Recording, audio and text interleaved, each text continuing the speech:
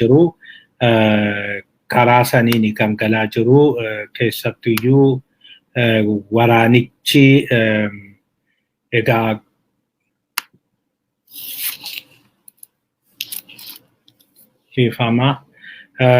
waraanichi karaa saniin geggeeffamaa jira. Waraanichi karaan geggeeffamaa jiru kuni karaa baay'ee hamaa ta'ee jira. Gondaritti keessattuyyuu dhiyaatanii jiru. Gondaritti hanga xinnootu isaan hafa jedhamee jira. Gondar ga'uudha kiiloomeetira 50 qofatu isaan hafa jedhamee jira. Kanaan egaa waraanni kuni karaa kanaan akkitti inni deemaa jiru yaaddoo guddaa jaratti uumee akka jirudha kan dubbatamaa jiru. Kuni egaa nama hundumaayyuu yaaddoo kan itti uume wanti kuni namni hundumtuyyuu kan rakkachaa jirudha.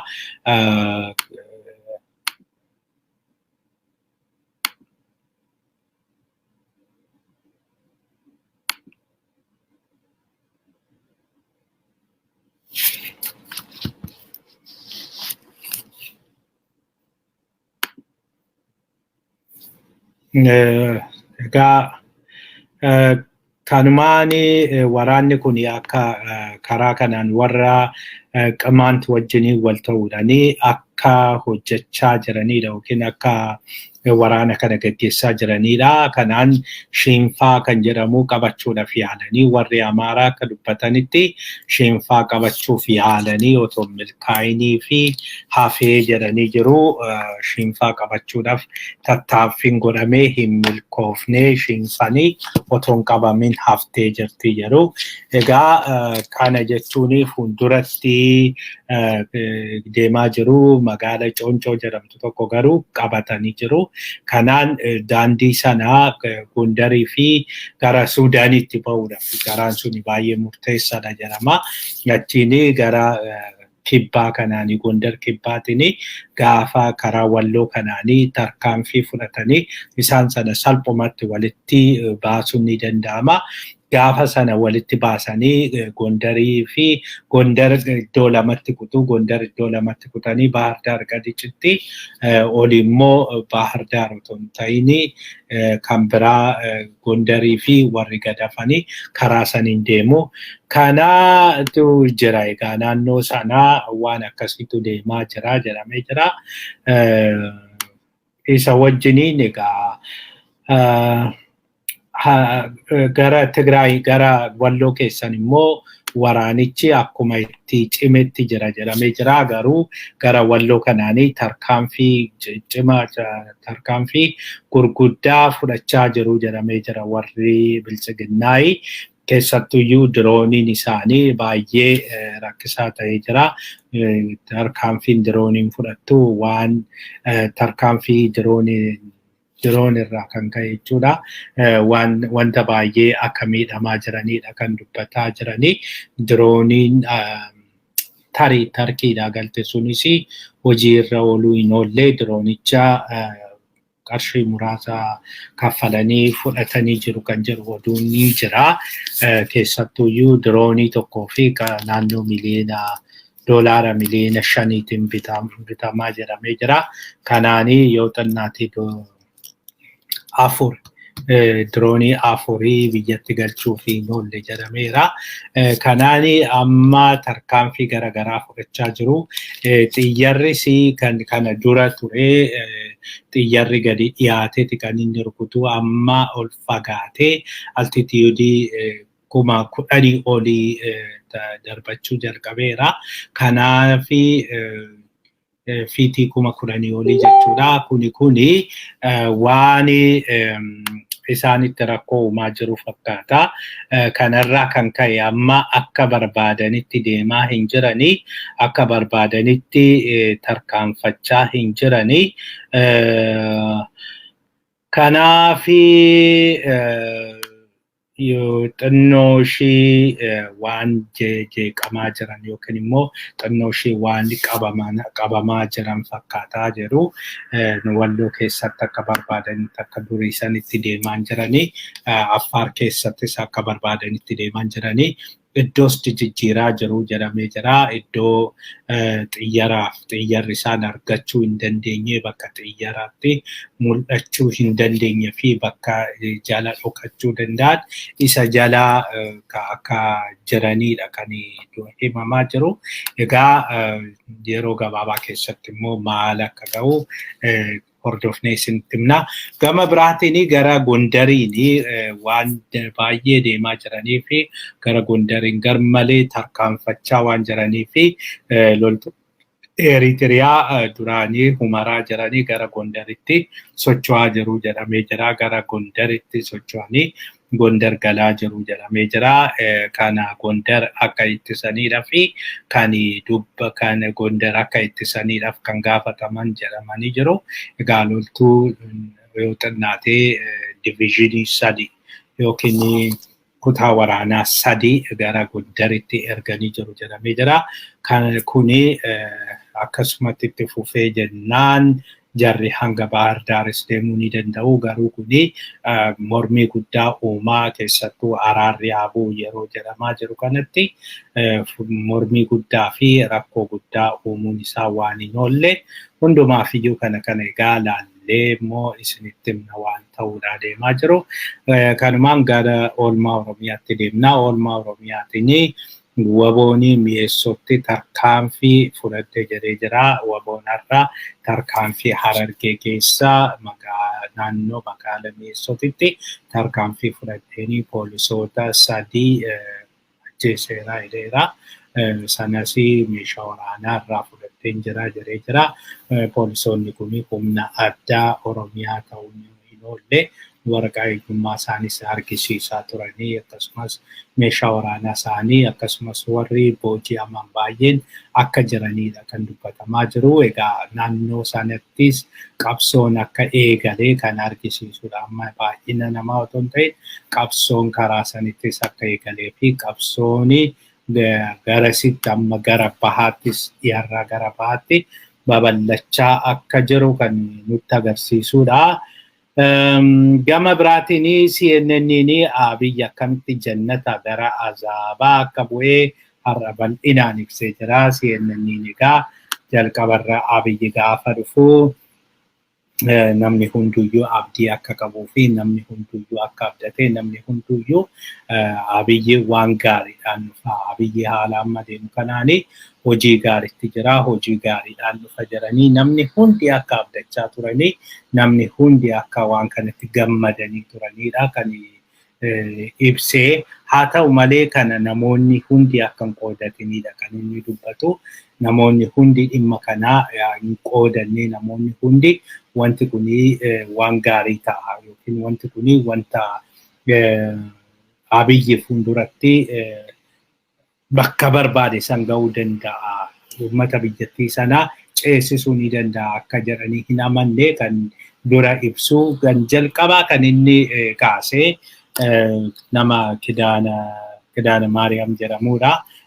Kana dura embaasii qoonsilaa jeneraalii Los Angeles nama hoogganaa ture ambaasaadara ta'ee sana asisi ittaanaa ambaasaadara ta'eeti hojjechaa ture DC'tti hanga yeroo dhiyootti jechuudha hanga aangoo gadhiisutti. Namni kuni Abiy waggaa 20 olii kan beeka jedhee jira. Durii yerooni biyya turetti yeroo biyya ture gaazexeessaa ture akkasumas itti gaafatamaa reediyoo fi televezyiinii ture. Yeroo sanitti Abiy waamee namni intervii godheen jira. Abiy wajjiniin walitti dhufeenya qabnaa. Yeroo sanitti Abiy nama baay'ee gaarii nama baay'ee addaa fakkaachaa ture. Kanaan egaa Abiy yeroo sanatti namuma waan addaa qabu yookiin namuma wanta gaariidhaan dubbatu jedheeti kan yaadu akkasitti kan hubachaa turre jira. Yeroo sanitti akkasis hin ta'a jennee hin yaadne hagasis gadi bu'aa jennee hin yaadne jedha yeroo sanitti. Kanaaf nama kana waggaa dheeraadhaaf hin beekaa. Waggaa 20 oliif hin beekaa. Waggaa 20 olii hagam beeku kana hagasiin ta'a yookiin rakkoon hagasiin mudata jedhee hin yaadne jedha. Amma garuu waan ta'uun qabne silaa kan ta'e jedha namni kuni akka inni dubbatutti namni kuni yeroo sana muuxannoo isaa yoo ibsu akka ni muuxannoo isaa akka ifa godhutti egaa namni kuni akka muuxannoo isaa ibsutti yeroo Abiyyi dhufu waltajjii geggeessan ture waltajjii gaafan geggeessu waltajjii geggeessu sana irratti waan naan jedhan qabu waltajjiin akkasitti otoo nani geggeessaa jiru waltajjii sana ani waltajjii irraa Abiyyi baga dhuftee jechuudha gaafan bahee jedhu wayyaanii bu'achirra barri wayyaanii darbee naan jechaa turan achiin booda wanti kun maaliif akkas naan jedhu jedheen aareeni achitti waltajjii irratti waan tokko hin dubbanne booddee yeroo laaqanaa Abiyyitti kaasee Abiyyi waan sana sirreessuudhaafis wanti godhe hin jiru yeroo sana yoom akkasitti na salphisan akkasitti na arrabsanii ani hiriyyaa isaati lammaffaa Tigree jedhanii na arrabsuun qaban iddoo sanitti achiin na arrabsanii jennaaniin maaliif na arrabsuu jedhee dhiise. Amma dhumarra gaafa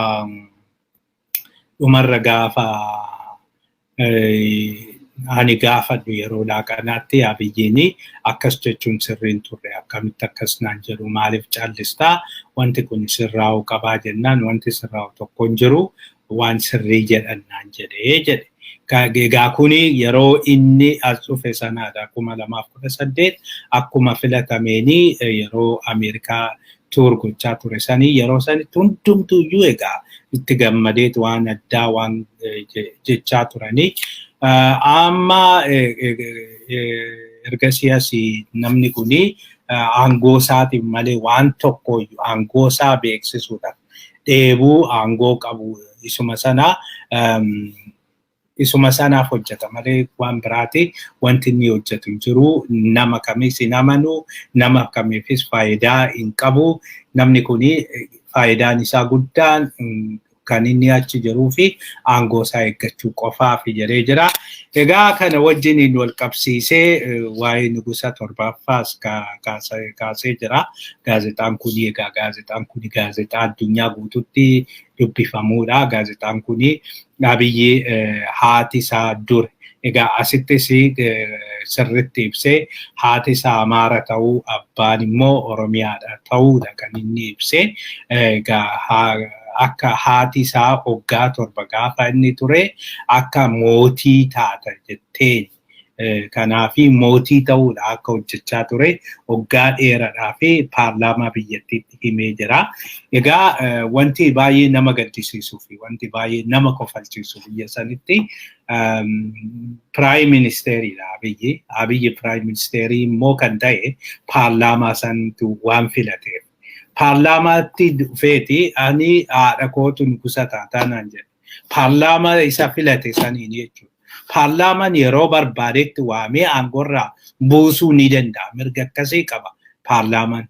Paarlaamaa jaanjoo waan jedhanii fudhattee galtu sana taateeti malee otoo paarlaamaa dhugaa ta'e paarlaamaan dhugaa Abiyyi waan kana gochuuf hin dandeenye jedhee paarlaamaa walii galee namicha kanaa buusuu ni danda'a. Warra kana fuuldura achumatti isaan isa filataniiti isaanitti deebi'ee haasawaa godhee haadha kootu kana naa godhee jedhan haadha kootu Nugusa taata jedheeni jedhan Nugusa osoo hin ta'in inni Nugusa osoo hin ta'in egaa Prime Ministeriidha garuu Nugusa taata naan jetteereeti amma ilaalcha nugusummaa malee hin qabuudha egaa yeroo baay'ee jedha akka ifa baasetti seenanniini warra isa gorsuu otoo hin ta'in kan inni dura dhaga'u warra kadhatuu fi egaa kadhaadhanii guyyaa fi jalqabuun gaariidhuma namni akka amantaa isaatti kadhaadhanii yoo guyyaa isaa jalqabe badiin qabu garuu warri inni naa kadhatu jedhu suni wanta gaarii wanta kadhatanii fi miti kan waraabamee arginee jirra warra biyya diigi jedhaniini warra hin araaramin jedhaniini warra even haadha warraa keellee shakki jedhaniini sakatta'i jedhaniini warra gaarii miti warra namicha wanta gaariitti gorsuu miti lammaffaa immoo gorsas dhaga'uu qabaatu. Gorsa jara kanaa malee. Innis akka amantii isaatti inni Musee Itoophiyaaf godheeti kan inni ilaalu namni biyyattii kanaa guddina ishii duriitti akka inni jedhutti guddoo turte bara kam guddoo akka turte hin beeknu yeroo ishii kamii akka jennus hin beeknu guddinnis immoo maaliin akka madaalamu hin beeknu maaliin safaree guddina hoo jennu kiiloon immoo baay'ina ummataan immoo dheerina immoo hojjaa qabdi guddinni sun maal akka ta'e hin beeknu hundumaaf iyyuu guddoodha gaafa jennu maal jechuu akka barbaadamee namaan galu hundumaaf iyyuu biyya guddoo san deebisee ijaarareeti kan inni dhaabbate. Egaa kanaani akka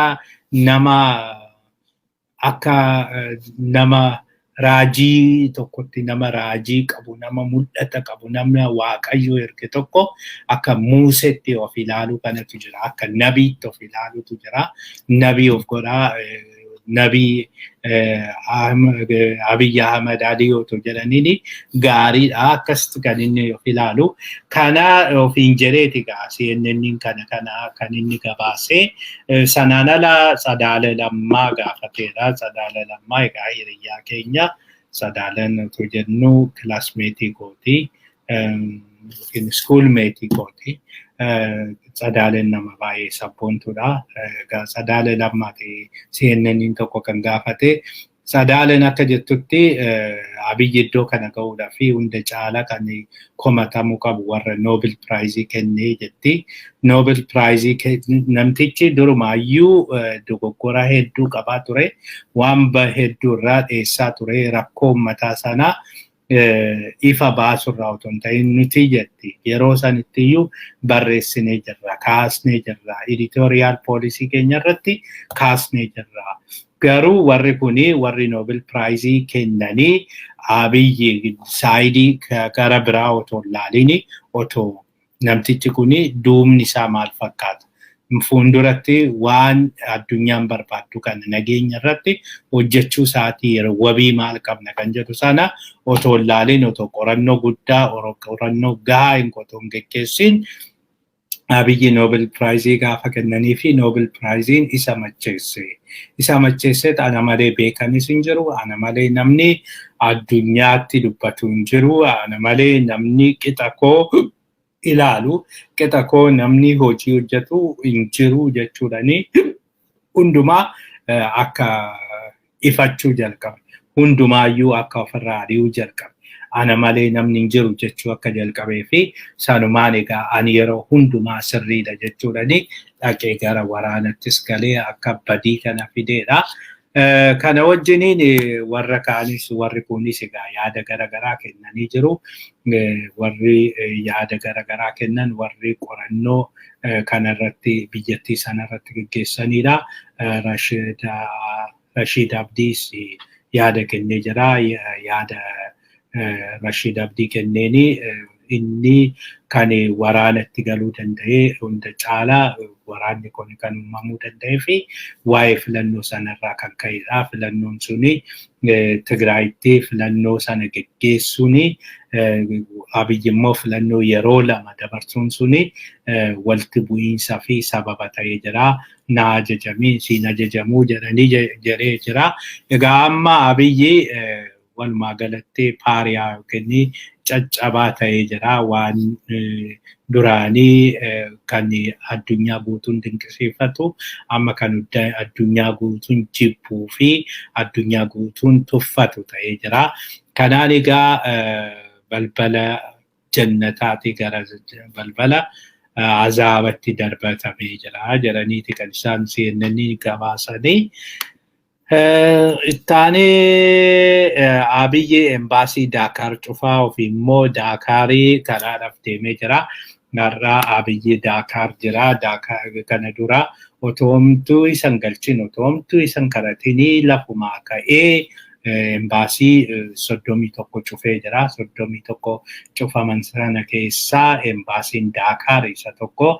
Kanaan egaa bakki nama baay'een inni deemaa jiru lafa embaasiin cufame kanaadha. Kana jechuuni embaasiin erga cufameen booda walitti dhufeenyi biyyoota sanii baay'ee gadi bu'e jechuudha. Biyyoonni kun immoo baay'ee murteessoodha. Biyyoonni kun warra Afrikaa keessatti fudhatama qabanidha. Kanaan egaa amma bara dhufuu 2022tti waaniif Senegaalii Koongorraa Afrikaa geggeessuudhaaf aangoo waan fudhattuu fi ishii sanaa sossobachuudhaaf jedhee Abiyyi gara Daakaar deemee jira. Gara Daakaar deemee amma yeroo gabaabaa booda guyyaa tokkoon booda hin deebi'a.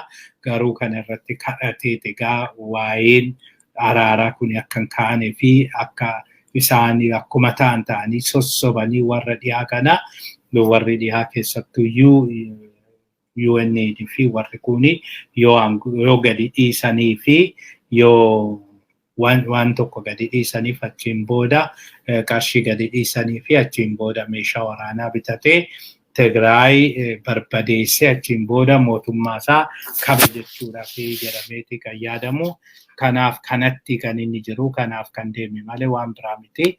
Otoo biyyattiidha dippiloomaasiidha yaadee durumaayyuu kana hunda hin cufu. Gama biraatiin Abiyyi qaala'insi jireenyaa biyyattii parsantii 50 ol ga'ee jira. Kun egaa qaala'insi parsantii 50 ta'e jechuun amma yeroo gabaabaa keessatti yeroo gabaabaa darbe keessa qaala'insi jireenyaa hagasii 15-20 akkas ture. Ji'uma darbellee 25 gara 40 mana 30 keessa ture yeroo gabaabaa ji'uma darbe keessa.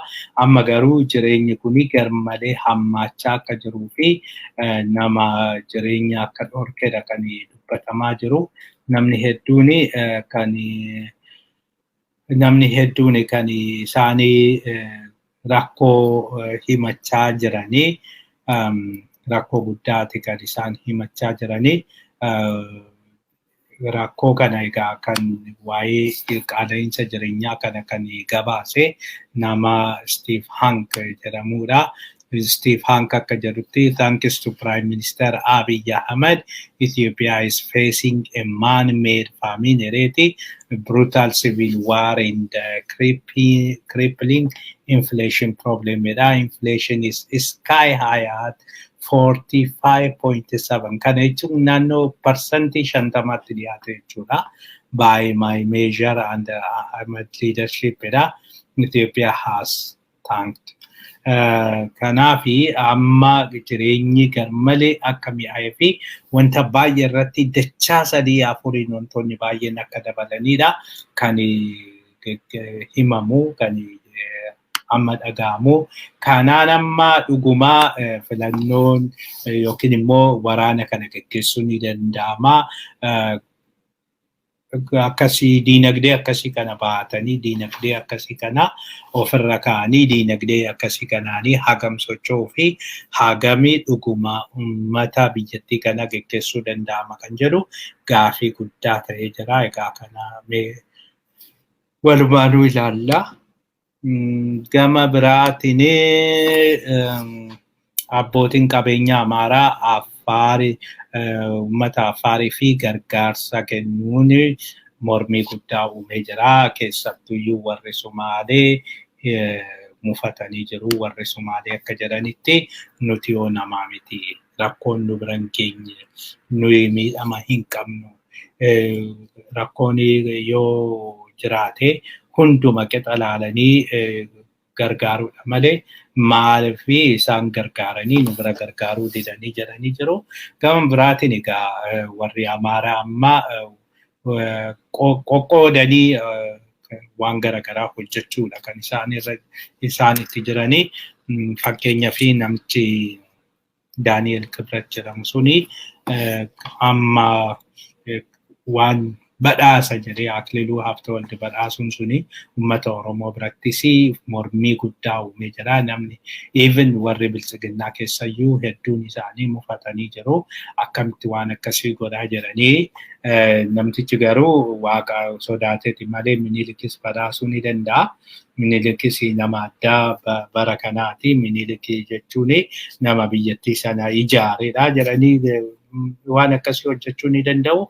Waan akkasii kana dhaabuu kan dandeenyu duraan dursee beekamtummaa kennuu fi dhiisuudhaan. Namoota kana isaan wal badhaasuu danda'u. Warri naazii, niyoo-naaziin bare Hitler akka waaqatti warri ilaalan jiru. Garuu ifatti baasanii miidiyaan maaliin iddoo hin kennuu fi kanaaf miidiyaan iddoo hin kennuuf gurra hin kennuuf yoo ta'e akkas karaa sanaan discourage gochuudha namoota kana. Lammaffaa immoo nutis kan keenya hundeessuudhaan badhaasa qaamni badhaasa kennu nama gaarii baraa jedhee namni tokko otoo waan akkasii kana hojjete biyya keessatti badhaasa kana namoota isaan Akililuu Haftawaldi badhaasanii nuti Taaggasaa Birruu badhaasuu dandeenya. Nuti Waaqoo Guutuu badhaasuu dandeenya. Nuti Jaarraa Abbaa Gadaa badhaasuu dandeenya. Akkasitti kan nama keenya yookiin immoo nama Oromoo bara kanaa jennee Oromoo bara kanaa jennee akkasitti badhaasa kennuun ni danda'ama. Akkas gochuudhaan dura dhaabachuudha. Hundumaafiyyuu egaa warri Amaaraa har'aa qarshii miliyoona hedduu kennanii jiru. Namtichi Warquu Aytanoo jedhamu qofti naannoo miliyoona 50 kan inni kenne. Egaa kana jechuun Balaayinee Kandees akkasuma miliyoona 50 kan inni kenne. Balaayinee Kandee kunis waan biraa miti isaayyuu fidee miti kan biyyattii saniiti. Qarshiin kolaateraalii malee akka barbaadanitti isaanii kennamaa. Isaanii liqaa akka barbaadanitti argatu.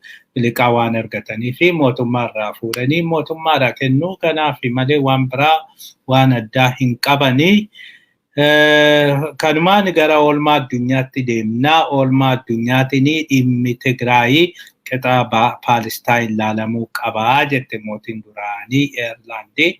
Egaa mootiin kuni akka dubbattetti mootiin kuni kan ishiin keessa jirtu koree jaarsummaa jedhamu tokko. Koree jaarsummaa kana koree waldaa Maandeellaan durii hundeessedha. Koreen kuni warra dur biyya bulchaa turanii isaantu walitti qabamee koree mataa ofii hundeeffatanii nageenya addunyaa irratti hojjannaa jedhanii nageenya addunyaa irratti hojjanna jedhanii har'aa egaa mootummaan gamtoomanii dhimma Tigraay qixuma warra kaanii qixa Maayinamaar qixa Afgaanistaan qixa Paalestaan ilaaluu qabu jedhanii jiru. Kanaan egaa Meerii Roobsan jedhamti dubartiin kun.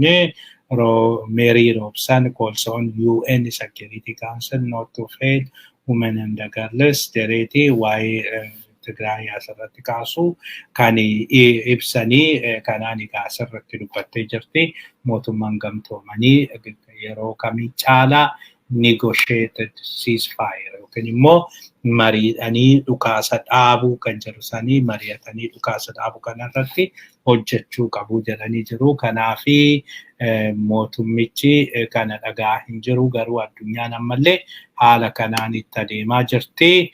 Gama biraatiin Abdallaa Hamdok waa'ee Tigraay biyyoota Afrikaa wajjin mari'atee jira. Abdallaa Hamdok akka jedhetti Itoophiyaan rakkoo guddaa keessa jirti. Itoophiyaan rakkoo guddaa keessa waan jirtu biyyattii yeroo kanatti gargaaruu qabna. Kan gargaaruu dandeenyu immoo araarri akka bu'u gochuudhaanii jedhee jira. Egaa Abiyyi caala biyyattiidhaaf kan cinqamaa jiruuf dhugaa dubbachuuf garaa qulqulluudhaan nutti fakkaata. Kan inni dubbachaa jiru karaa qulqulluudha garaa qulqulluudha waan hojjetu fakkaata. Egaa akka inni jedhutti kunooti biyyoota garagaraatiif dubbate akka bilbilee haasofsiisaa ture kan Suudaan Tribuuniin kan baase Suudaanis Prime Minister African leaders discuss regional conflict edha. Kanaanii Abdallah Hamdokee Sumaaleetti bilbilee jira, Rwaandaatti bilbilee jira, Yugaandaatti bilbilee jira, Keeniyaatti bilbilee jira. Sanaan alas warra jiran immoo Jibuutittis bilbilee jira, Eertiraatti bilbilee, Abiyyitti bilbilee, Feeltmaan waliinis walii bilbilaa turanii. Kanarratti bilbilaan biyyoota baay'ee mootota biyyoota kanneenii mari'achaa jira. Maal gochuu qabna? Akkamitti Itoophiyaa yookiin Abiyyi dirqisiisnee waraana kana dhaabsisuu dandeenya? Akkamitti rakkoon kuni furmaata argachuu danda'a jedhee jira. Egaa nuti Suudaaniin tokko biyya ollaati, biyya ollaa waan taateef araara kana qooda fudhachuu qabdi, araaruma kana keessa galuu qabdi. Lammaffaa immoo amma kan IGAD geggeessaa jirtu Suudaanidha. IGAD geggeessaa waan jirruuf karaa IGADiitiinis rakkoo kanaa furmaata laachuun dirqama keenya kana waan ta'eef nuti kanarratti gumaacha gochuu qabna jenneeti kan yaannu jedheeti biyyoota baay'een kan waliigala kan bilbilaa jiru. Yeroo darbes pirezidaantii Suudaanii kibbaa gara Abiyyitti erguudhanii dhaqi yoo sii dhaga'e gorsiitoo sin araarsa jedhanii araaramuu qabduu jedhanii jira. Egaa yoo mootiin biyya tokkoo Abiyyi jechuudha uummata dagatee waan jiru dagatee yeroo hunda waraana taboo dibbee rukutu uummanni ollaa immoo lakkii araaratu isin baasa, lakkii waan kuni gaarii miti, kuni isinitti hafu jedhanii cinqamanii kun hojii akkasii irra jiru. Hundumaafiyyuu egaa maal godhu waaqatu rabbitu kana jala warra akkasii nutti fide. Egaa akka inni fidetti rabbumti nurraa kaasu. Gama biraatiin Rwaandaan Abiyyiin homaa gochuu hin danda'u, homaa siif gochuu hin danda'u jetteeni jirti. Egaa isaan kan barbaadanii tokko rakkoo dippiloomaasii kana isa mudate kana warra dhiyaatti akka dubbatanii fi qormaata yookiin immoo waraana Abiyyi kana akka deeggaranidha. Garuu Pool Kaagaameen miidiyaa biyyattiitti akka dubbatetti ani homaa gochuu hin danda'u. Nuti Itoophiyaa keessaa rakkoon kun karaa nagaatiin akka furmaata argatu hawwuudhaan ala homaa gochuu hin dandeenyu jedhee jira. Araaras yoo dubbiin kun hammaatee gara naannootti guddatee jedhee gara araaraa sanitti deemna. Sanaan ala homaa gochuu hin dandeenyu. Ammallee taanan Tigraay Itoophiyaa keessatti argamti. Rakkoon kunis rakkoo biyyoota lamaa miti, rakkoo keessoti. Rakkoo keessoo kan immoo akkamitti akka karaa keessatti furatanii hin beeku, isaantu beekaa. Garuu nuti yaada dhiyeessuu ni dandeenya. Yaada keenya kanas qooduudhaan gargaaruu ni dandeenya. Yaada yoo nu gaafatanii jedhani yaada kana hin qoonnaa jechuun Abiyyiin siin jira siin jenneeni wajjin waraannas hin jenneeni. Kanaan egaa kan deebisee jedhamee jira. Gama biraatiin Sumaaleen wal nyaachaa jirti. Sumaaleen egaa kan wal nyaachaa jirtu intalli Iqraan Taaliil jedhamtu tokko intala umurii waggaa 25ti. Intalli kuni mootummaan yookiin Farmaajoon Abiyyi walii galee Abiyyi Eertiraatti loltoota Sumaalee ergee ture. Loltoonni Sumaalee suni achi Eertiraadhaa fudhatamanii gara Tigraay deemanii achitti hedduun wareegamanii jiru. Achitti rakkoon garaagaraa sirra ga'ee jira. Intalli kuni icciitii kana hin beekti jedhanii, intalli kuni icciitii kana hin beekti jedhanii, intalli kuni icciitii kana otoo baasanii akka ajjeesanii akka ajjeefamtu godhanii erga akka ajjeefamtu godhaniin booda eenyutu ajjeesee jedhanii amma jira. Isaan kan jedhani Al-Shabaabitu ajjeesee Al-Shabaabitu tarkaanfii irratti fudhatee jedhanii jiru. Al-Shabaab immoo ani tarkaanfii irratti hin fudhanne ani hin argine. Isaanumatu wal nyaachaa jira. Isaanumatu waan kana godhee jedhanii jiru. Haati intalli koo konkolaataa mootummaatiin manaa baatee hin deebine. Achumaan eessa akka buute hin beeknu jedhanii jiru. Kanarraa kan ka'e egaa amma ministeerri ittisaa otoo hin ta'in ministeerri sakiriitii yookiin intelligensii Fu'aad Yaasiin namni jedhamu aangoo isaa gadhiisee jira yookiin aangoorraa ari'amee jira. Ahmed Robileeti kan egaa waan kana akkamitti kuni ta'ee akkamitti kuni ta'uu danda'ee maalirraayi otoo ati maal hojjettuu kuni jedheeti nama kana achirraa ari'ee. Kanaaf amma Robilee fi Farmaajoo jidduu garaagarummaa guddaan dhalatee jira jedhamee jira. Kuni mootummaa Somaalee sana jeequmsa kana duraa sanitti akka hin deebisne garmalee sodaatamaa jira. Kun hundi egaa hojii Abiyyiitu dhaqee waraana hin taane keessa galee Eritiriyaas waraana kana keessa galchee Eritiriyaanis dadhabduu akka gadi buutuu godhee akkasumas Eritiriyaa qofa otoo hin ta'in Somaalees kana keessa galchee Somaaleenis rakkoo hamaaf akka saaxilamtu godhe. Egaa dhaggeeffattoota keenyaa oduun keenyarraa kanuma waan